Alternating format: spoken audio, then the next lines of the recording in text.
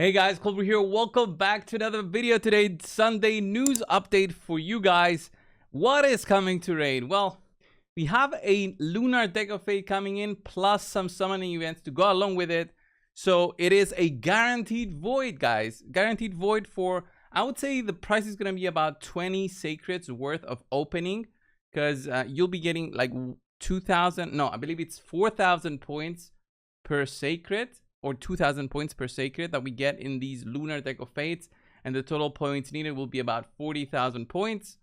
So yeah, it's about 20 sacreds. It was the same price for Kaja the Rai, and I'm guessing, and we're gonna have Fatalis the Blade Master as the reward. So opening shards and getting artifacts will be the way to pick this one up, but it will be near impossible to get him strictly from getting artifacts. I'm talking 50,000 energy or something for sure. Usually the getting artifacts part is where they get you, and then they make you feel, oh, this is gonna take forever, I might as well start pulling shards.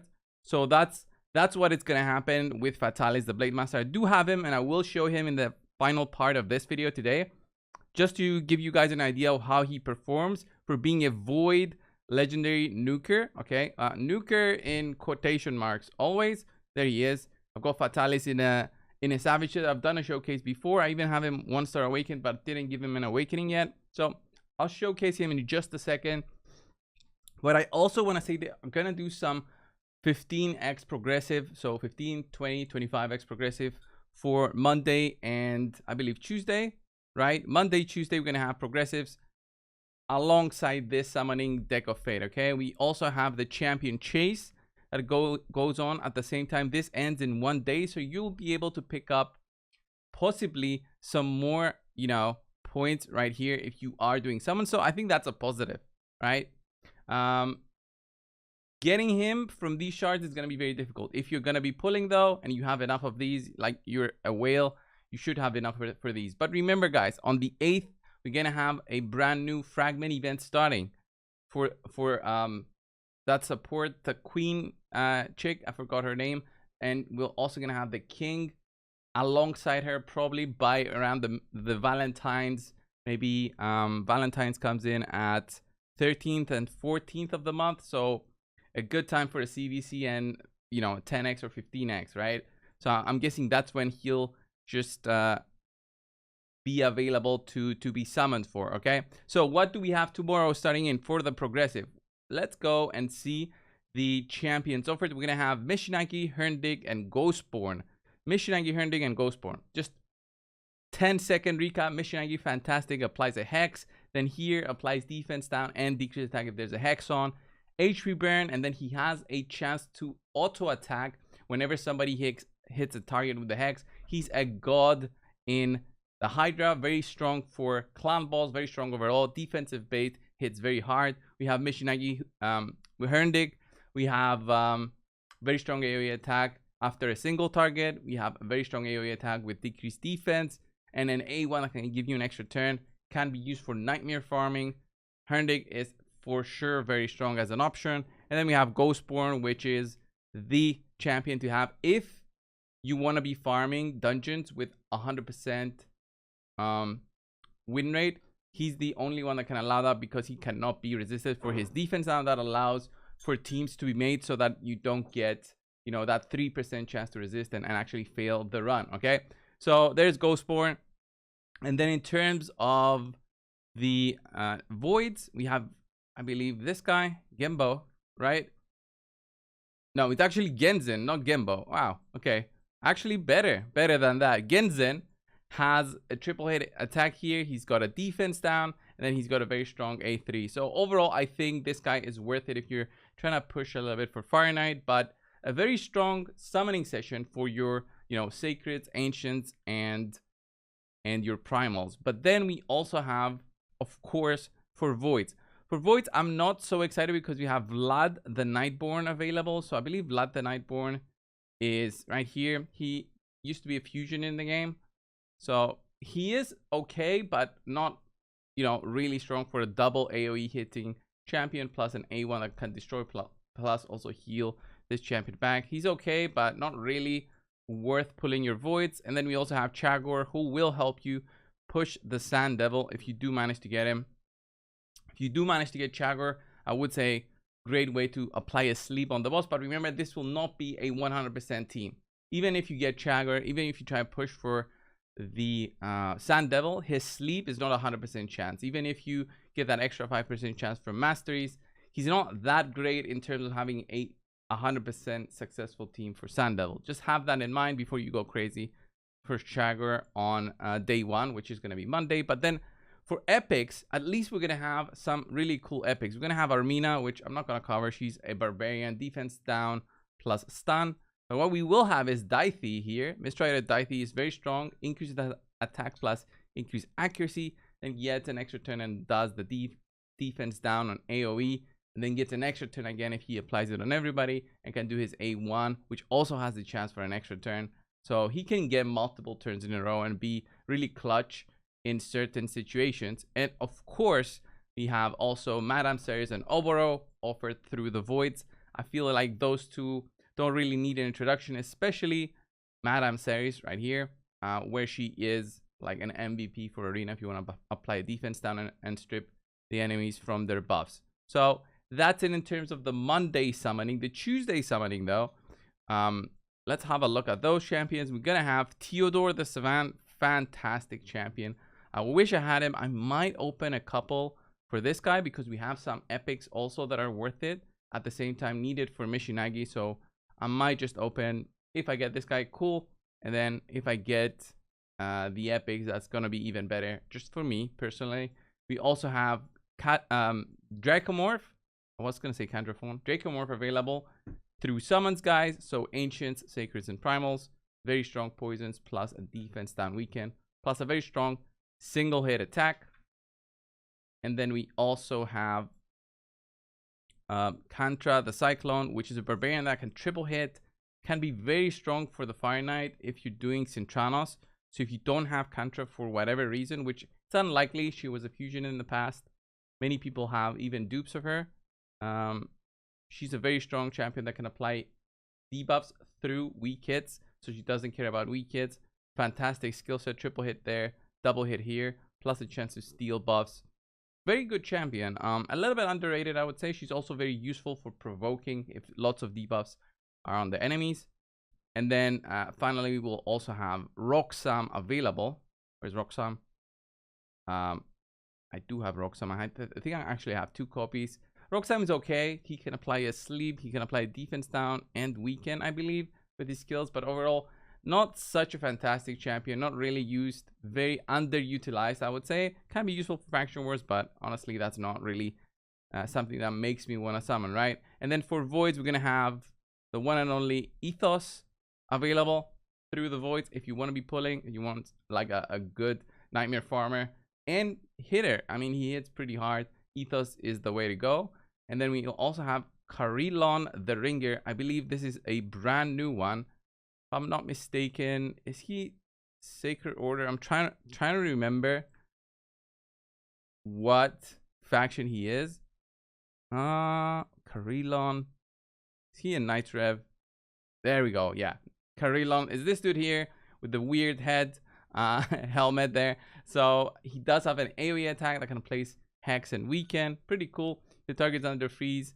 He'll have a 75% chance to place a Hex and Weaken for 3 turns instead. Pretty cool. AoE on the A1.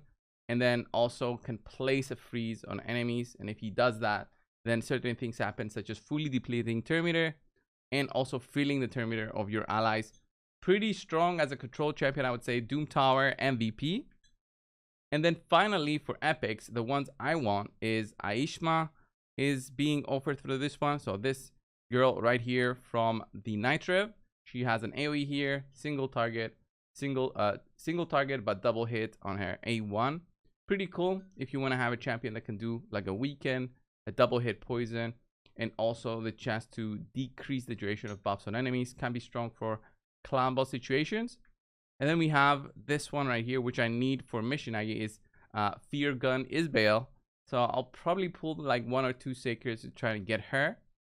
And then finally we have Skull Crown and Seer, which are just fantastic epics. I'm just going to go over Seer very quickly in case you don't have her. I would say this is a good chance to maybe throw a couple of voids and try and get her. The chance to get the epics is still 8%, but I would still go and try and pull some shards because she's that good, honestly. If I'm being really honest. In terms of like my free-to-play and trying to get any of these epics, it's gonna be very hard for me to even get any of these ones, but I'm not gonna pull anything on my free-to-play in these 2 days because we're probably gonna have more events coming soon. And of course on the free-to-play, there's no chance I can get anything out of the Lunar Deck of Fate. Maybe I can do like 1 or 2 openings while I'm also farming like for years, but yeah, it's impossible basically for the free-to-play to complete this. So it's basically like 20 shards opening. You get this guy here, and possibly you get other champions while you are also pulling the shards. Don't think you can complete it very early, and don't go crazy because there's going to be another fragment event coming soon. Have that in mind, guys. Let me show you very quickly on what that guy can do in arena. So I believe I have a preset available. Let me just go with this one. I'll have a defense down on this one, but I want to show you what he can actually do like this. In terms of damage, right? Remember, in terms of damage, he can actually hit and reduce defenses for targets. He's also bugged, by the way. He's gonna get fixed in the upcoming patch. So here, actually, yeah, I'm slower than the Madame Series, so that's actually good. I'm gonna show you the damage he does without a defense down. So there it is. He hits for like 40k, 32k. Not that great, especially if you don't have something like a defense down. So kind of like a weak So's attack. So let's see what he does now with the defense down at least. Of course, we won't be able to kill the Taras because of that stupid passive that he has, but now maybe we can kill the supports that might actually do something. We hit the Taras for what, 26k. The good thing about this one is that eventually he unlocks a secret skill, right? And that secret skill is what does some good damage, but we managed to clear through that team. So let's remove Madame Series and put maybe another support, because that's more realistic. You would have another support in there. So this one's a 500k team, really defensive, very, very strong there with the UDK. But let's see, he's HP based, so his damage can't really scale up with any buff.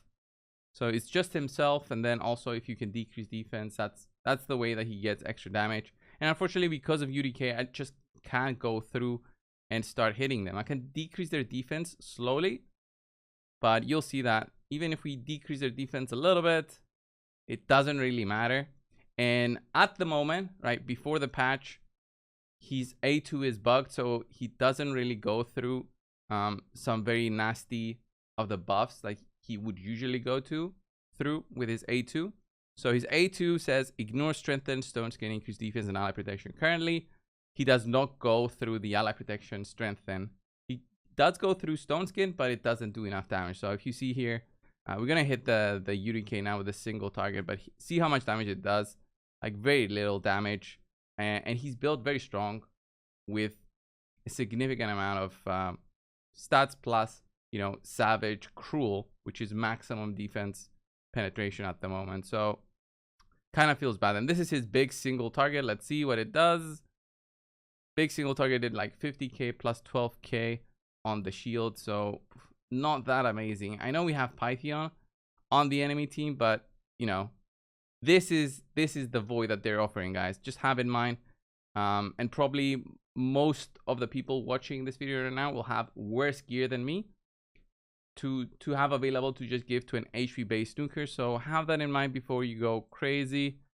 It's nothing too much to just skip this one and wait for a different one. Look at that, 25k, and it's not like we're gonna get any stronger anytime soon here. I'm slowly reducing their defenses, but yeah, the run is already like 2 minutes long, which I don't think it's something I want to be doing for arena, especially like running 2-minute fights until he reduces the defense is just too long. Here, let's the big hit, 122k, finally manages to kill something here. There, the UDK. Let's see, can he kill her? 53k, that's nice. Let's hit that Wukong. Not too scared of the Wukong there. What I want to do is do the AoE now. Look at that, 38k. Maybe I can sleep him so he skips his turn. There we go. Finally, after like 3 minutes of a run, that was a nice counterattack. He's got the big single target. Let's see. Boom. 122k. Maybe like for live arena, if you can get him to go. But honestly, it just makes no sense to use him in classic arena. Live arena, though, I can see him having some utility because of his potential to scale up. So that's Fatalis, guys. In terms of a void, you're better off with the Gyorgid, obviously. I would say, like, look at all these stats that I have. Actually, I just had Cruel, like 90,000 health, 254 crit damage, 230 speed, so he rotates through his skills much more often. And the damage wasn't really there, right? Wasn't really there. He's fully maxed out, and he can decrease the defense, but until he does, I mean, it's 6 attacks that he needs to do with an AoE, and he ignores already defense here. It's just that his multipliers are kind of low for what he is. So this was the video, guys. Thank you all. I'll see you in the next one. See ya.